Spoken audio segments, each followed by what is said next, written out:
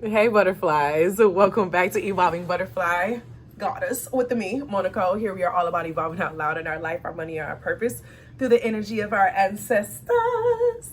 I want to thank you for your likes, comments, shares, and subscribes here on the channel. It is always appreciated, my love bugs, and a major shout out to all the channel members, as well as the members over on my website. Thank you for your continued support. If you're interested in extra content here on the channel or to become a butterfly and join our community in the background, feel free to check out the links and things down below.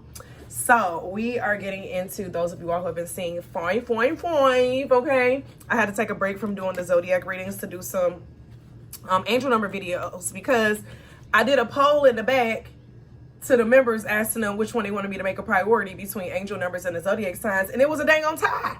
So I'm doing both. I may not get through all the zodiac signs, so I think I'm doing I'm doing 5 angel number videos, so maybe I'll do 5 zodiac sign videos. So I've already completed 3 of those ones. So yeah, my schedule changes. It's like as I walk into my progressive chart is changing a lot. It changed a lot this year. And so like my moon changed, my Venus changed, and my Mercury changed this year. All 3 signs changed. And that 555, we know 5 is a number of change, right? Change, grace, mercy, okay, favor. Just know that you are blessed and highly favored no matter what happens. And this 555 message, when the last time I saw 555, the note that I made was plans change. And it made me think about, this is a testimony, so I guess you all are supposed to get my testimony, okay, if you didn't know. So those of y'all who've been on my channel for a while, you know, my channel has been going step into my doctorate program, okay? Started my doctorate program in 2018.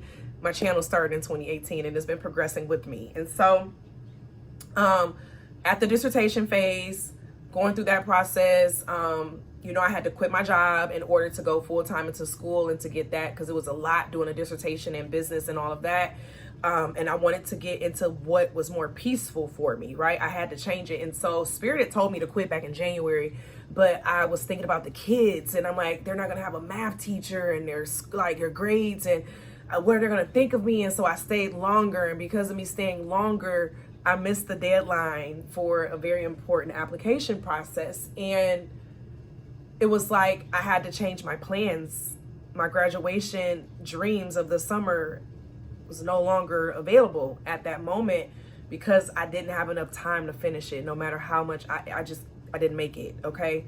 Because it's factors that are included in the process that aren't just me, it's my advisors and things of that nature that I have to include in that timing. And so with that though, immediately I was giving alternative things to do in the meantime, and I had a whole new plan drafted within the next hour of that news of what I was going to do with this new time, and then found out that I was going to be getting funding for my program on top of that. So then I'm going to be still getting finances to help with school.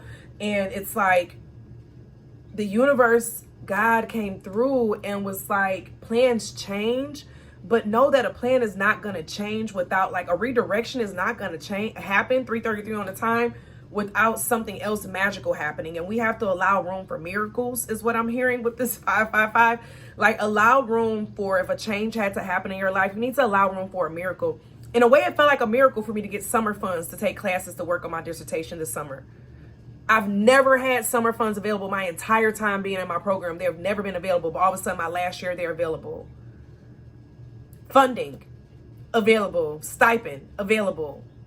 These are things that was not a normal thing to happen. And so it lets you know that I allow myself to open space for divine intervention. And this 555 energy, if you've been seeing 555, it's like the universe wants you to be in alignment with divine intervention. And you need to be thankful for everything, y'all. One thing that I had to learn on this journey was to be thankful for everything. Thankful for the sunlight, because the sunlight allows my flowers to bloom so pretty. Thankful for the sunlight because it makes me feel better to walk outside in the sun versus in the snow, okay? Like thankful for water, fresh water, thankful for my limbs. One day my ankle, I was walking and all of a sudden it did something, and all of a sudden I realized, wait, God, I hadn't been thanking you for my ankles and for my feet, for my walking. So all of a sudden now I say thank you for that.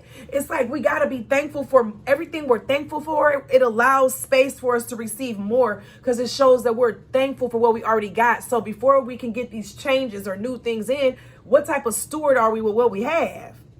Are we thankful for what we have? Do you feel what you have is enough before you start requesting more and more and more and more and more? And so it's just giving a sense of making room so that miracles can come in.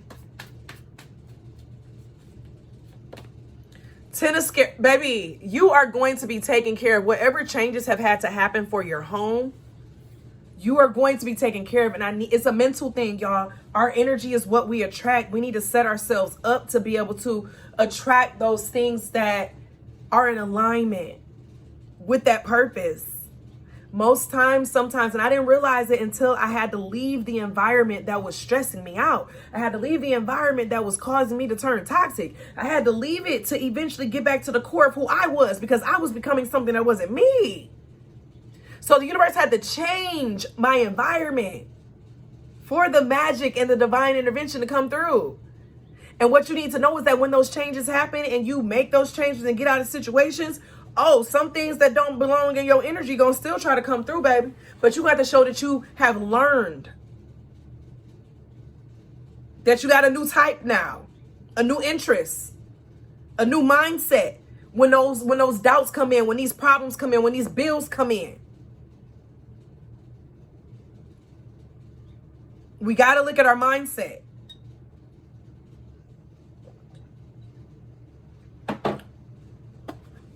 All right, Ten of Scarabs. Oh, baby, this read. Okay. Y'all can let me know down below if it resonates. If y'all want me to shut the fuck up, just thumbs down the video. I don't know. Thumbs down the video if you don't like me talking and sharing testimonies. Then let me know, okay? We got the King of Ankhs with the Ten of Scarabs. This is giving someone who is emotionally mature, because whenever I see the King of Ankhs, I see someone as being like with this pharaoh energy. Like it gives me, oh my gosh, it makes me think about when I was in Egypt and I was at the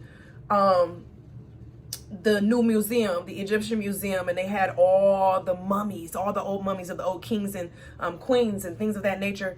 And it makes me think of how young they were. But they were raised, like, although they were young, they were raised into this lifestyle. But then when we think of when dynasties and things had to change, because when I think of this Ten of Scarabs, I think of a lifestyle, a dynasty, like a family that you were raised up in. When I don't know, some of y'all saw Queen Charlotte, and when she was getting married, they looked at her hands and stuff, because as a queen, you're not supposed to have hands that look like you've been working in the fields all day. They're supposed to be dainty and queen-like. That's why it's like feminine energies are not supposed to be out here doing all that extra stuff, y'all. But anyway, so when we look at how they do in the royals, right? You're not meant to lift those fingers and do the hard work and the labor. You're supposed to look nice and feminine, in that energy, right? This is giving an energy of being in spaces where you get the skills that's needed despite how old you are. Those pharaohs were very young, but they were able to rule because they had parents and other subjects and things of that nature that helped mature them at a young age. So don't let anyone tell you that you're not ready for something. Divine magical intervention, baby, what's for you is for you. You've been prepared and raised for these changes, for these divine changes, for these divine interventions. Yeah, you just got to this job a year ago and everybody else been up 5-6 years and ain't nobody else been promoted, but you got promoted. Everybody else don't have leadership skills like you do. Everyone else don't have problem solving skills like you do. Everyone else haven't taken the coursework that you took in. Everyone else doesn't have the same energy and vibe as you. And it's something about yours that it made it work.